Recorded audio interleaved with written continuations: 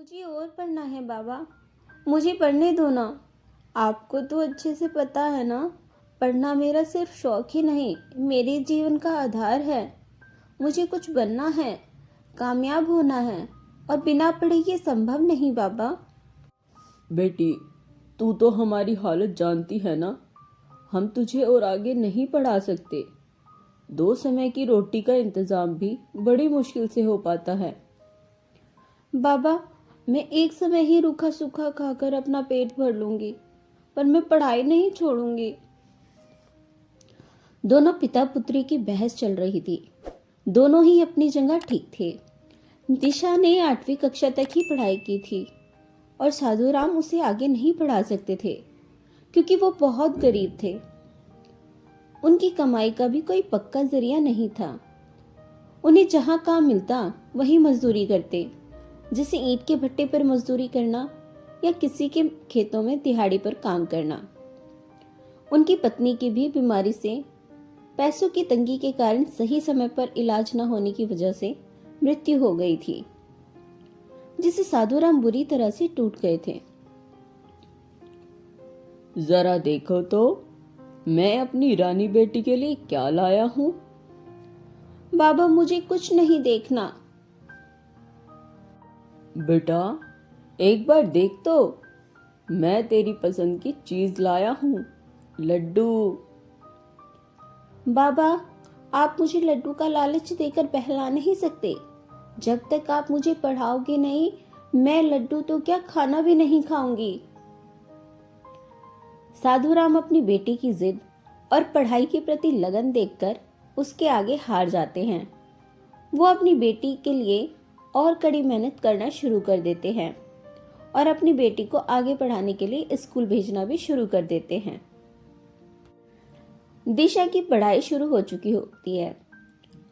वो खूब जी जान से दिन रात पढ़ाई करती है और कक्षा में हमेशा प्रथम आती है। दिशा ने अपनी 12वीं कक्षा की पढ़ाई पूरी कर ली थी। अब उसका कॉलेज शुरू हो चुका था, जिससे उसके पिता बहुत संतुष्ट थे और उसकी मेहनत को देखते हुए खुद भी कड़ी मेहनत करते हैं। आधी रात हो चुकी थी। दिशा अभी पढ़ाई कर रही थी तो उसके पिता आकर उससे कहते हैं,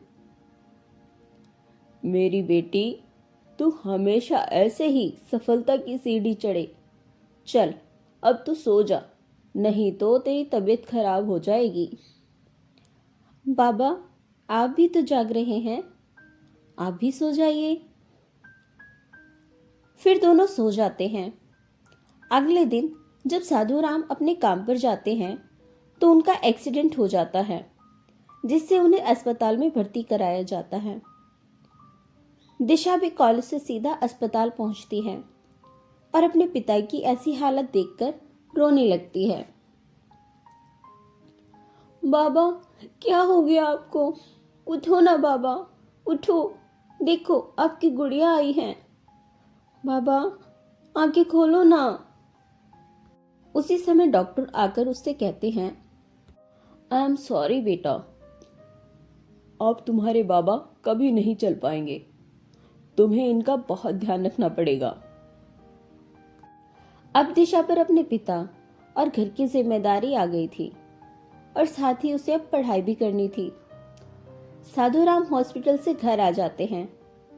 अब दिशा अपने बाबा की खूब सेवा करती, घर भी संभालती और अपनी पढ़ाई भी करती।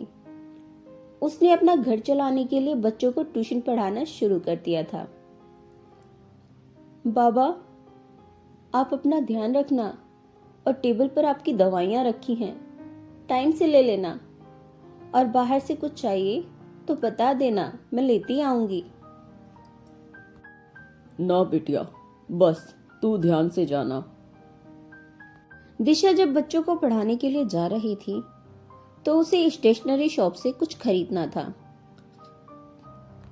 तो वो स्टेशनरी शॉप पर जाती है और वहां देखती है कि एक लड़का स्टेशनरी शॉप से यूपीएससी की किताब मांग रहा था, खरीद रहा था।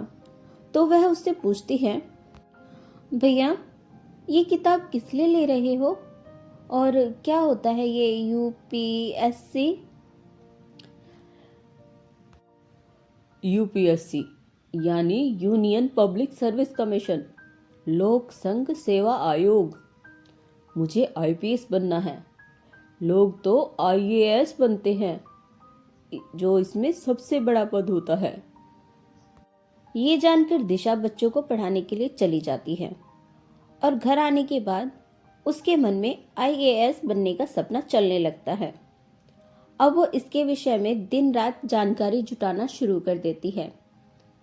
लेकिन इसी बीच उसके लिए एक कठिन समय उसका इंतजार कर रहा था। एक दिन जब वो बच्चों को ट्यूशन पढ़ाने जा रही थी, तो वहाँ जिन बच्चों को वो ट्यूशन पढ़ाती थी, उन बच्चों की माँ बोलती है, दिशा, देखो बेटा, तुम बहुत अच्छा पढ़ाती हो, लेकिन अब हम अपने बच्चों को तुमसे और नहीं पढ़ा सकते, क्योंकि तुम्हारे अंकल का ट्रांसफ़र दूसरे शहर में हो गया है। तो आंटी जी, अब मैं अपना घर खर्च, अपने बाबा की दवाई और अपना पढ़ाई का खर्च कैसे निकाल पाऊंगी? मुझे माफ़ करना बेटा, मैं बस तुम्हारी इतनी ही मदद कर सकती थी। दिशा बहुत दुखी हो जाती है और दूसरे काम की तलाश में निकल पड़ती है। दिशा ने इतनी मुश्किल भरे समय में भी अपनी हिम्मत नहीं हारी। अब वो दूसरे काम की तलाश भी करती और पढ़ाई भी करती। जैसे तैसे करके उसे एक प्राइवेट स्कूल में टीचर की जॉब मिल जाती है, जिससे अब थोड़ी तसल्ली मिलती है कि उसके बाबा की दवाई, पढ़ाई और घर का खर्च आराम से निकल जाएगा। और अब वो पढ़ाई के लिए पर्याप्त समय भी निकाल पाएगी। अब धीरे धीरे उनकी आर्थिक हालत थोड़ी सुधरती है। तो एक दिन दिशा अपने बाबा से बोलती है, बाबा, मुझे आईएएस अफसर बनना है। वो क्या होता है बिटिया?